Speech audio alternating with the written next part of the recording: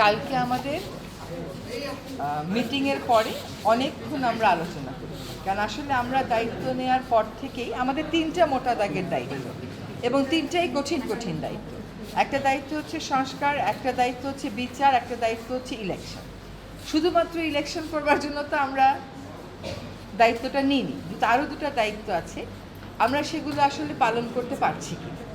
আমরা দায়িত্ব নেওয়ার পর থেকে যার যত রকম দাবি আছে সব দাবি নিয়ে তারা রাস্তায় বসে যাচ্ছে, রাস্তা আটকে দিচ্ছে, একদম ঢাকা শহর অচল হয়ে পড়ছে। সেই অচল অবস্থা নিরসনে আমরা কিছু করতে পারছি কিনা, তো এগুলো আলোচনা করে যেটা আমরা চিন্তা করলাম যে আমাদের এই দায়িত্বটা কিন্তু জাতীয় দায়িত্ব, এবং আমরা তো আগে থেকেই বলছি যে আমরা ক্ষমতা নেইনি, দায়িত্বে আছি।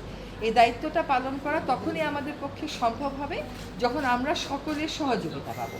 প্রত্যাশার বিষয়টা এক, আর দায়িত্বটা আসলে পালন করতে পারার বিষয়টা এক। প্রত্যাশা অনেকই থাকতে পারে, কিন্তু আমার তো একটা এনাবলিং এনভায়রনমেন্ট থাকতে হবে এই প্রত্যাশাটা পূরণ করার জন্য। তো আমরা চিন্তা করেছি যে আসলে আমরা পারছি কিনা, এই যে প্রতিবন্ধকতাগুলো হচ্ছে আমাদের এই বড় দাগের তিনটা দায়িত্ব পালন করার জন্য, এই প্রতিবন্ধকতাগুলোকে আমরা কিভাবে মোকাবেলা করব, আদৌ মোকাবেলা করতে পারবো কিনা, যদি মোকাবেলা করতে পারি কিভাবে করব, যদি মোকাবেলা করতে না পারি তাহলে আমাদের কি করণীয় হবে, আমরা সকলে মিলে এটা চিন্তা করছি।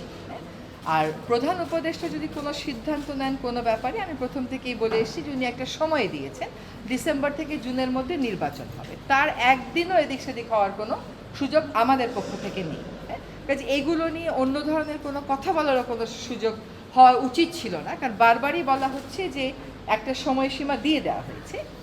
এখন কিছু কিছু গুরু দায়িত্ব তো আছে, সেগুলো পালনের সাথেও তো মাসের একটা সম্পর্ক থাকতে পারে। তো ওনার যদি কোনো কিছু বলার থাকে, আমি নির্বাচনের প্রশ্নেও বলেছি, দায়িত্ব পালনের প্রশ্নেও বলেছি, ওটা আপনারা ওনার থেকেই শুনবেন।